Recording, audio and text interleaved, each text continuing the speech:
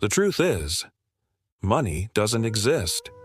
Not the way you think, not the way you were taught, and definitely not the way you feel.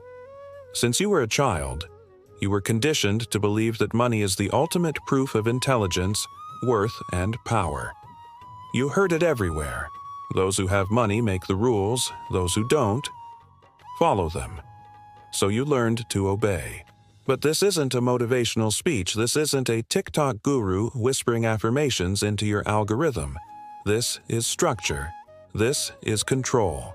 Because the more real you believe money is, the more controllable you become. The system needs you to believe in it, to chase it, to feel like you're never enough, even when you're making six figures, even when you're winning by society's standards. You still feel like you're falling behind. That's not a coincidence. That's design. You don't want money. You want security. You want peace. You want to feel like you're in control of your own life. But until you understand what money really is and what it is not, you will keep running in circles. The money you use today isn't backed by gold. It's not tied to anything real. It's paper, pixels, data. It's just a belief, a shared illusion, a convenient agreement. You call it real, but the name itself is a joke. The dollar doesn't buy you truth. It buys you narrative. It buys attention. It buys silence. And the more of it you have, the more trapped you might become. Trapped in a career you hate, a version of yourself you barely recognize, a lifestyle designed to impress people you don't even respect. And when you finally get a moment to think, you're too tired to question it. Let's go back. Where did this myth begin? Wealth used to mean land, bloodline, military power. Then it became metal coins. Then paper bills.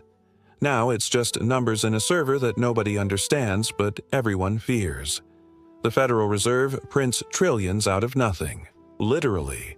And you were trading 40 hours a week, every week, for a microscopic slice of that digital pie. Is it fair? No. Is it accepted? Absolutely. Because it works. For the people who built the system. The media glorifies excess. Wall Street rewards greed. School taught you how to count money, but not how money works. Religion told you poverty was humble and wealth was divine. So you never learned to think critically about money. You just learned to crave it. Like a dog chasing a bone it'll never catch. Science backs this up. Neuroeconomics, behavioral psychology. They all say the same thing. We are not rational when it comes to money. Our brains are wired for scarcity, fear, and status. We feel losses more intensely than gains. We chase rewards like addicts. Financial anxiety can mirror PTSD, and studies show that after a certain income level, more money doesn't bring more happiness. It brings more paranoia, more fear of losing, more endless comparison. What does that mean? It means you're climbing a ladder with no top, and the higher you go, the more fragile you feel. Money messes with the oldest parts of your brain, the ones wired for survival. And the system? It knows this. It's not a coincidence that we live in a world of credit scores, FOMO investing, buy now, pay later, Black Friday countdowns, and good debt versus bad debt. It is all designed to make you feel in control while you're actually stuck inside someone else's game. Because here's the truth no one told you. You're not the customer. You're the product. Look around. People are afraid to open their bank app. Afraid to talk about money in their relationships. Afraid to admit they're lost. 25-year-olds are panicking because they don't have six figures invested yet. Couples are breaking up over debt they don't even understand. Is this freedom? Or is it slavery with a premium subscription? The system doesn't need to chain you. It just needs to convince you that financial success is the only form of success. And suddenly, you're not just competing. You're at war. With time. With other people. With yourself. Ask yourself this. When you see someone richer than you, do you feel inspired or insecure? When you see someone poorer, do you feel compassion or relief? That's how deep the illusion runs.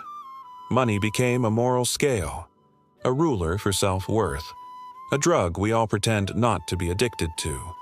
But maybe, just maybe, everything they promised you about money was just that. A promise.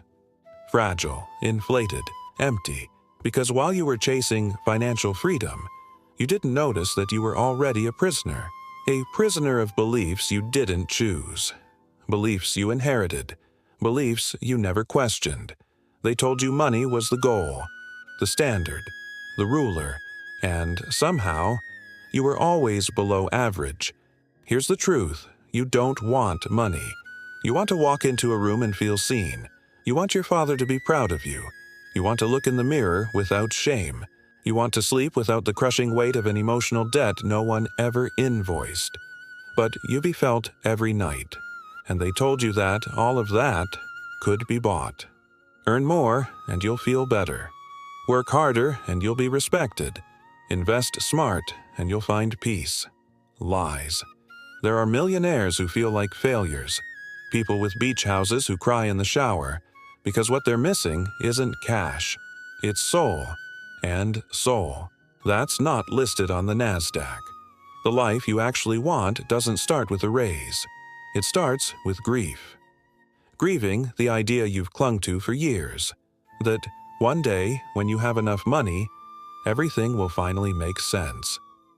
Spoiler, that day might never come, and maybe it doesn't need to. Maybe real wealth begins where the illusion ends, when the mask slips, when the feed goes quiet, when you're alone, late at night, and all that's left is your own reflection. Can you face yourself in that silence? Because if you can't, the issue was never your income. It was your identity. So, yeah, the money you've been chasing your whole life? It's not what you thought it was. It's paper. It's pixel. It's psychology. What's real?